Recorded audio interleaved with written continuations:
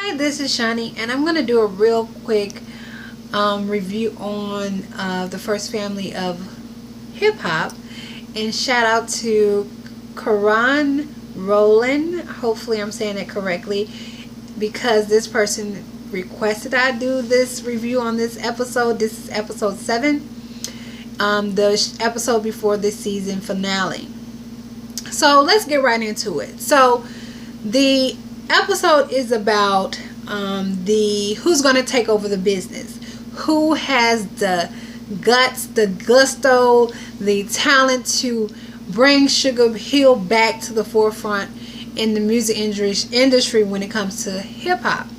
Now, if you are a hip hop fan, like a real die-hard hip hop fan, and you know of Sugar Hill and the Sugar Hill Gang, please be sure to watch this show. It's a new show, and of course, it doesn't seem like a lot of this stuff is scripted. So it's gonna be some times where you're like watching, like, okay, what's next? But believe me, the first episode I was kind of like, but it's coming along very nicely. So the deal is that it starts off with Darnell's ex-girlfriend popping up at the house saying that she had to get some stuff for the kids. Really? What sad excuse is that? Just say it. You know, that she got comfortable. Her and Darnell have been dating for a very long time, and she's used to just waking up and being there with him. I don't know about her living situations outside of Darnell in their relationship once they broken up, but she definitely wants to come back home. However, it does not look good for Darnell because he sees it as if she's desperate, and of course everybody would see that she's desperate at this point, and she's trying to make her way back in. She had issues with Darnell in the past about, him in the at-home studio and having Instagram hoes, as she say, around the house. So I think she needs to reconsider whether or not she's really truly interested in being back with Darnell. Now, she does get a run through with Darnell's mom and sister about their relationship and the things that she has said outside of the house that has spread to other ears that they didn't care for to hear. And they do confront her about it. She says that it's just a sorry excuse for Darnell that his mom has to speak up for him. So it goes into, I believe her name is Lady Luck. Her real name is Shanell. So Shanell, aka Lady Luck, is really taking things serious when it comes to Somya. And she's thinking about getting committed to Somya because she doesn't want to lose her. She enjoys their relationship. And Somya has been looking pretty good and now is on the runway doing some kind of modeling. But we all know of Somya in the past from her dates of Love and Hip Hop New York and Chrissy and all that little drama there. And she definitely looks a lot different than she did back in those days. So shout out to those who helped her come a long way. But anywho, so Shanell goes to her mom and her stepfather about the arrangements of her and Somya being committed. Her mom is religious and so is Shanell, and she is seeing that there is a hard pillow to swallow. Well, not pillow, but pill, my bad, to swallow in regards to their relationship, and them are actually in a lesbian relationship and taking it to the next level when being committed. Well, shout out to her, and I hope things go well with that.